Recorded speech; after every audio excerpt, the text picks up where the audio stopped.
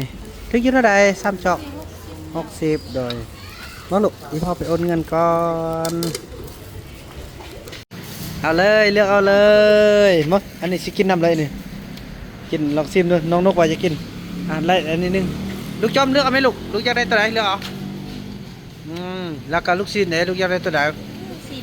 จีบอกเพิ่นเอาจักอันเน็ตลูกยิบเขาซะนะอะไรลูกเอาเลยเอาตัวไหนเอาเลยลูกทำสบายเลยโอเคเจ้าเอา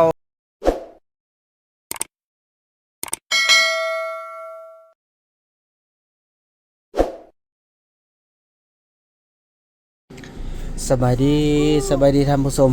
อ้าวอย่าเว้ากูมีผู้ใดซ่อนคอยบ่แม่คอยโดยดูไม่หยังโอ้มันแม่งเมี่ยงอ่ะจ้ะโอ้มันเข้ามาตอนไหนจ้ะโอ้ไอเปิดประตูยนต์เมื่อกี้เด้คอยอันจับยนต์เบิ่งนั่นเย็นยังเบิ่ง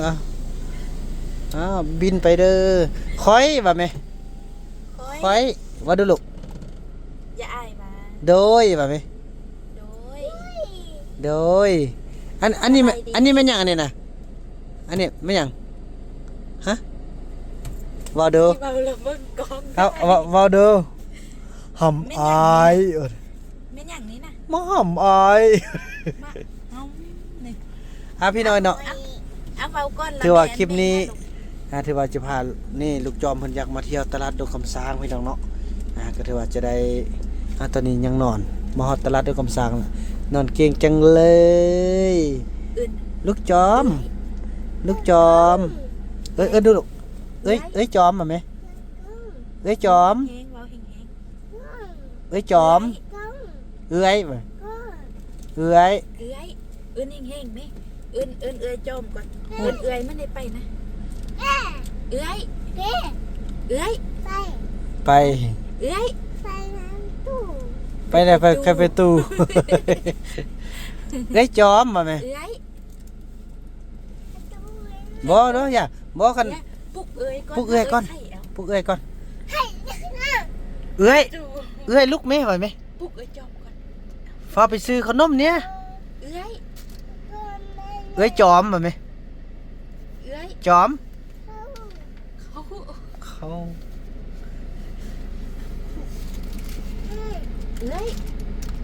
เอ้ยแห้งเดี๋ยวเราค่อยบ่ได้ยินก่อนแห้งไว้เด้แม่ว่าสิแม่เอ้ยจอมก่อนจอมยังบ่ลุก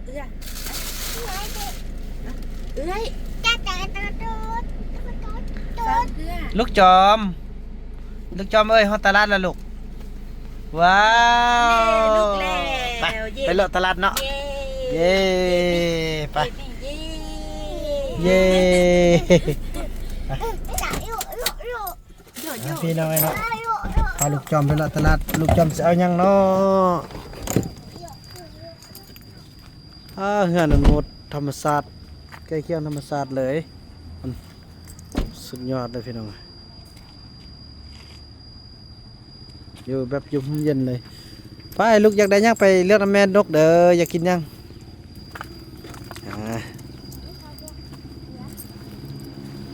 บอลอนหัวบุญมีพี่น้องเฮียนปักเป็นมัดเลยเดี๋ยวนี้แต่หักบ่แจงนะจักกะอายหูอายกองเนี่ยเนาะเขาทางนี้อ่ะ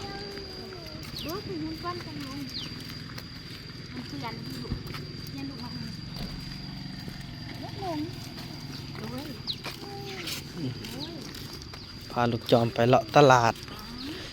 ขอให้ได้เสื้อซาวลีเด้ออยู่บ้านอยู่เมืองลูกเอ้ยได้ปีละคนก็เอาแล้วนะไปลูกเลือกเอาได้ลูกจะเอายัง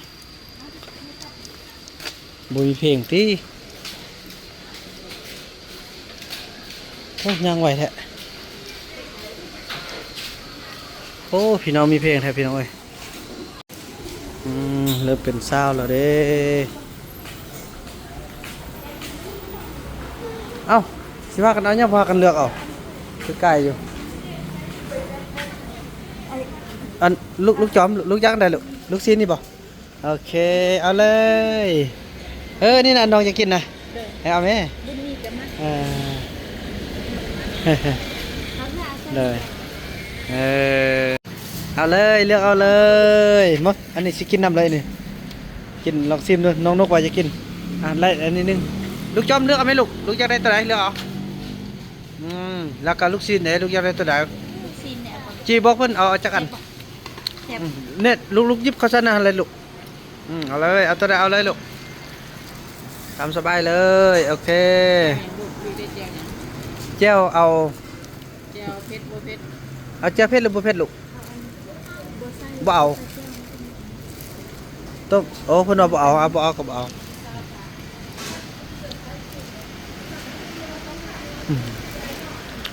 แซ่บเนาะข้าวจีราปลาแดกอยู่ดงคำสร้างพี่น้องเอ้ยได้อันนี้ไรบวกใส่แล้วบ่ได้75,000 บาทโอนเงินก่อนไปพาลูกไปเลือกเบิ่งอันยังตังดูจะกินยังอาหารเบิ่งนั่นเด้อให้พอใจายเงินแป๊บหนึงก่อนไปเลือกเลยพาลูกไปเลือกอ่ะ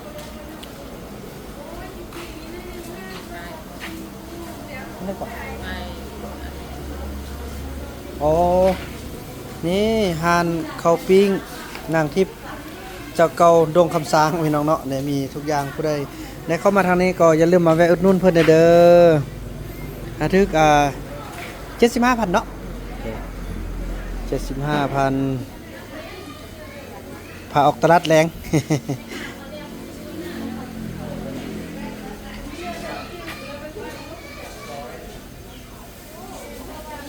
โอเคขอบใจเลยพี่น้องเอ้ยก็ลืมทางนี้มาเอาเครื่องโดยขอบใจแม่เลยเอาลูกมุกลูกจอมเอาจับนี่เลยลูกโอเคเลือกลูกจะได้ตัวใด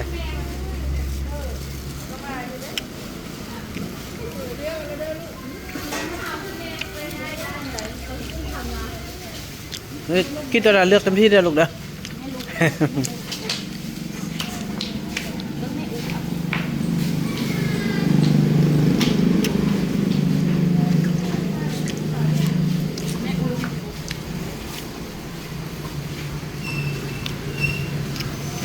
ยังสุดอาหารกินหอดอดีตเด้อ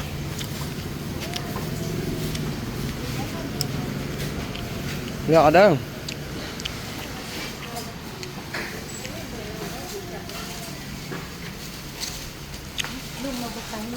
จังไหนลูกย่าย่างยืดอีแม่เดี๋ยวยืดแม่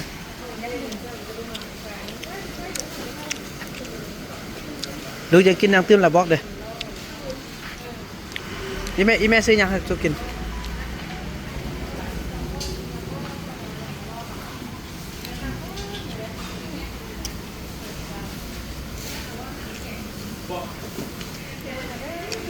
ลูกเสียนน่ะลูกเฮายังบ่อยู่บ้านบ่ยังแล้วเนาะเลือกเอาเนาะกันบ้างบ้านเราทำในลูกบ้านเราไปเลือกไปพุ่นมันมีอาหารหลายอย่าง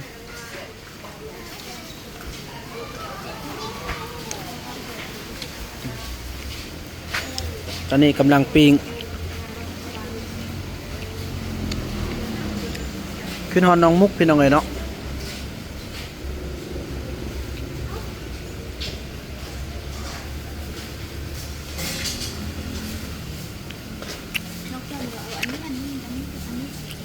เอาละเพื่อนกำลังปีนลูก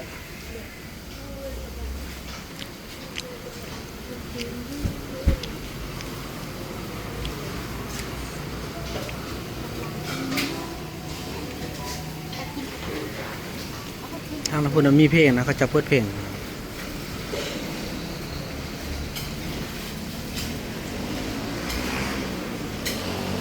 โอเค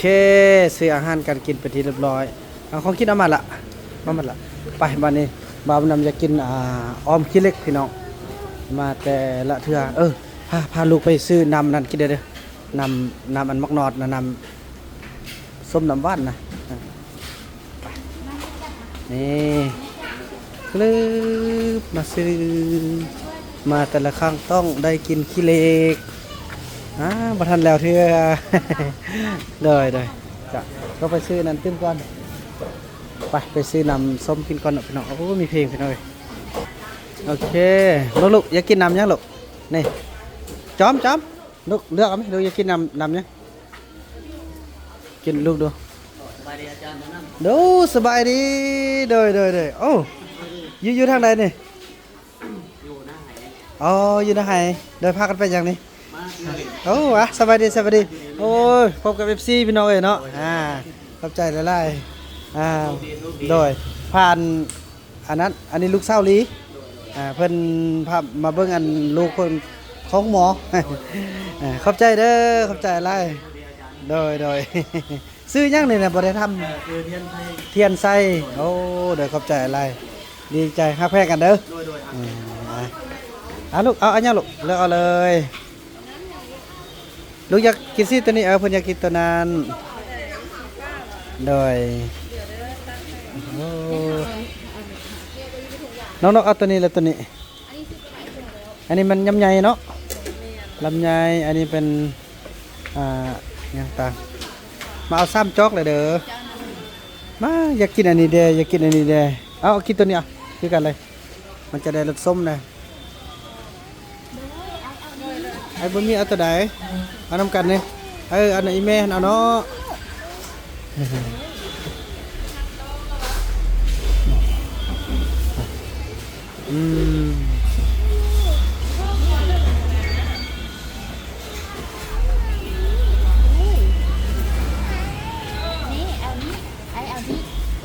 พี่น้องไอ้บ่าวน้องจะโอลม FC ก่อนเนาะโอ้มันก็มาแต่ภาคใต้ได้นี่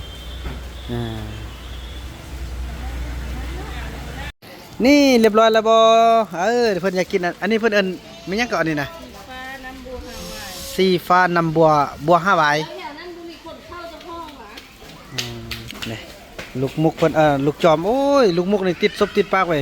เมื่อวานนี้เขาว่าได้ไปโอได้ล่มกันหมดมือเด้พี่น้องไอ้เนาะบ่าวนำก็เอาตัวนี้ทึกอยู่เท่าไรนี่ทึกอยู่เท่าไร3 จอก60โดยว่าลูกอีพ่อไปโอนเงินก่อน60,000เนาะ60